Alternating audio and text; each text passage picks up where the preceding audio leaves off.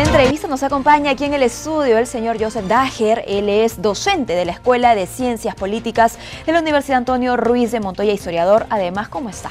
Muchas gracias, Mirta. Encantado de volver a estar aquí. Muchísimas gracias, Joseph, a ti por acompañarnos. El día de hoy vamos a hablar de un tema bastante interesante. Vamos a centrarnos en los jóvenes y la historia del voto del joven en el Perú, cómo ha cambiado, cómo ha variado en los últimos años. Leí un poco del tema antes de venir y veía cómo algunos politólogos, ¿no?, hablaban sobre un joven más enraizado en la política, un joven militante, un joven con ideales sociales, a diferencia del joven actual. Ya me dirás tú, en tu opinión, si consideras que eso sucede o no. Bueno, yo creo que la política está relacionada con los jóvenes de íntima manera, ¿no?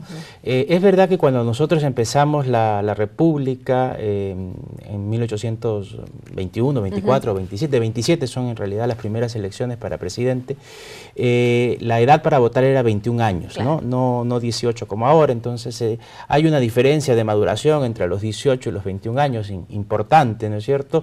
Sobre todo en lo que se refiere a interesarse por la cosa pública, ¿no? Esto sigue más o menos en la historia del Perú con casi ininterrumpidamente hasta nuestra última constitución, que ya declara la mayoría de edad a la ciudadanía y por lo tanto el voto a los 18 años, ¿no?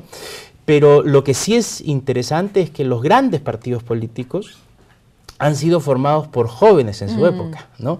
Si pensamos en el partido de Mariátegui, si pensamos en el partido del APRA, con Víctor Raúl Haya de la Torre, o incluso en Acción Popular con Belaúnde, los líderes de estos partidos eran jóvenes de veintitantos años o cercanos a los 30, que están metidos en la política y están haciendo política, ¿no?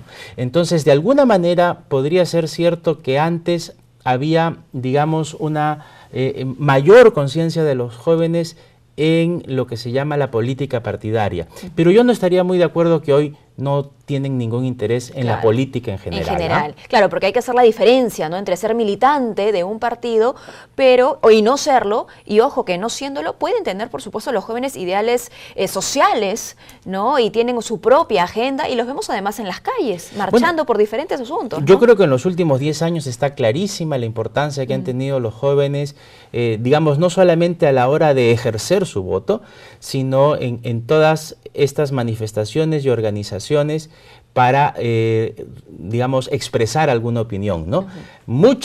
La gran mayoría de las marchas políticas que hemos tenido en los últimos años han sido organizadas por jóvenes, han sido integradas por jóvenes. Los que no somos tan jóvenes a veces hemos ido a participar, pero no hemos estado en el liderazgo, ¿no es cierto?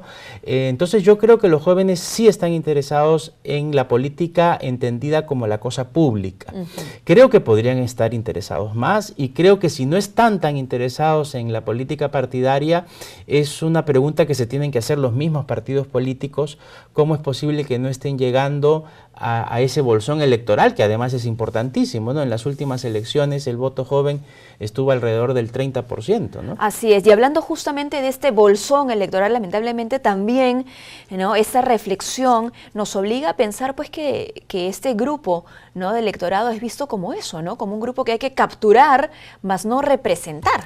Ese es un gran problema, y yo creo que los jóvenes hoy, que tienen mucho más información que cuando yo era joven, se dan claramente cuenta del asunto. No nos meten cuento, pues. No. Así es, no. Entonces hoy el manejo de información que hay, y sobre todo la capacidad de estar al pendiente de 2 o 3 cosas a la vez, yo creo que puede ser una gran ventaja a la hora de querer concentrarse en algo, ¿no?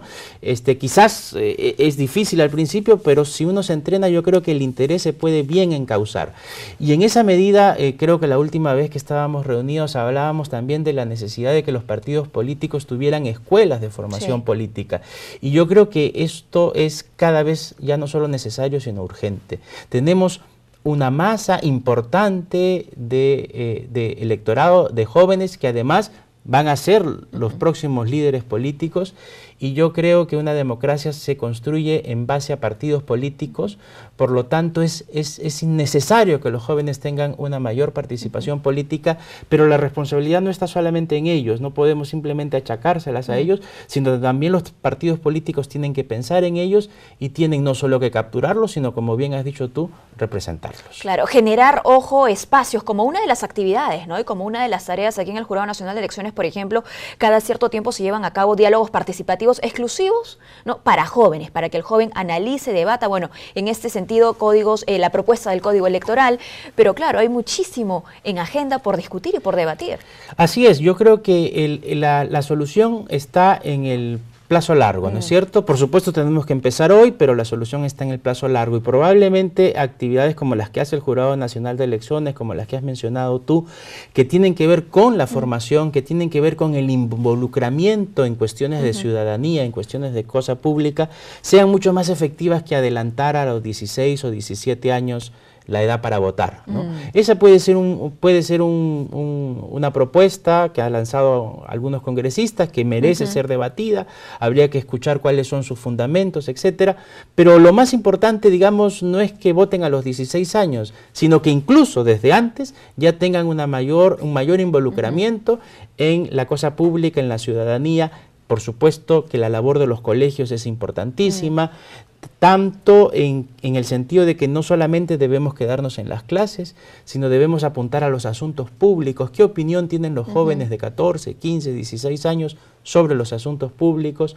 ¿Eligen a los delegados de aula o no eligen a los delegados de aula? Ahí hay, de hecho, una primera participación política, ¿no? Claro, y no solo formación en participación política, ¿no? O formación política en sí, sino que debemos centrarnos, creo yo, en educación, ¿no? ¿Cuántos realmente de nuestros candidatos responden a una agenda, a la agenda del joven, a la agenda juvenil, que tiene que ver, repito, con educación e inserción laboral, básicamente, ¿no? Exactamente, ¿no?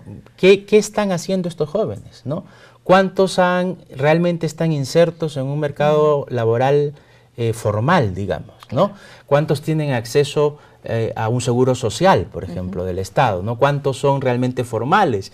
¿Cuántos forman parte de la, más bien, informalidad, que es la característica de la economía en el país? Yo creo que los políticos deben ponerse a pensar en eso, deben tener una plataforma que realmente haga que los jóvenes se sientan identificados y representados. Y por otra parte, educación, sin lugar a dudas, ¿no? Como yo decía, en el colegio, pero la cosa no debe acabar en el colegio. En las universidades tenemos que seguir fomentando este ser ciudadano, ¿no? El ser ciudadano no se adquiere a los 18 por votar, ni se termina a los 70 por acabar esa obligación, sino que se es permanentemente, ¿no? Claro que sí, y el bolsón electoral que mencionabas, pues no tiene que ver solamente con aquellos chicos que cumplen 18 años, ¿no? Y que van a votar por primera vez, o que votaron por primera vez el año pasado, sino pues en chicos pues ya de 20, 25 años, que ya tuvieron su primer empleo, segundo empleo, que quizá ya trabajan en la informalidad, o quizás no trabajan, y son parte del grupo de chicos que ni estudian ni trabajan, ¿no? Los llamados ninis. Efectivamente, ¿no? Yo a veces a mis alumnos les pregunto, ¿cuántos de ustedes tienen una participación política partidaria? Y pues son muy pocos los que levantan la mano. Sin embargo, cuando uno va haciendo preguntas sobre cuántos de ustedes participan en lo que ocurre en su barrio, claro, lo que ocurre en la universidad, si no estarían en tu clase. Ahí sí se ve el interés, ¿no es cierto? Claro, en el día a día. En el día a día, y eso es algo que debemos saber encauzar y que debemos saber construir, porque, repito, la política como la vamos a entender en los futuros años está aquí, está en esos jóvenes, ¿no? ¿Qué tendría que hacer pues el candidato o candidata, ¿no? ¿Cuáles serían sus tareas pendientes para no capturar el voto del joven, sino para llegar a él y que el joven pueda finalmente verse, sentirse representado? Bueno, yo creo que, digamos, la primera estrategia sería hacer un estudio para saber exactamente qué es lo que están pensando los jóvenes, ¿no? Muchas veces a estas generaciones solemos etiquetarlas con nombres a veces un poco despectivos. No, yo creo que tenemos que entender qué es lo que piensan, qué es lo que quieren, hacia dónde están apuntando, y ciertamente vamos a tener un porcentaje muy importante interesado en la política y ofrecerles cuestiones reales, por supuesto, en la que ellos se sientan identificados. Estupendo. Muchísimas gracias, Joseph, por habernos acompañado. Hemos conversado con Joseph Dager, historiador y docente de la Escuela de Ciencias Políticas de la Universidad Antonio Ruiz de Montoya.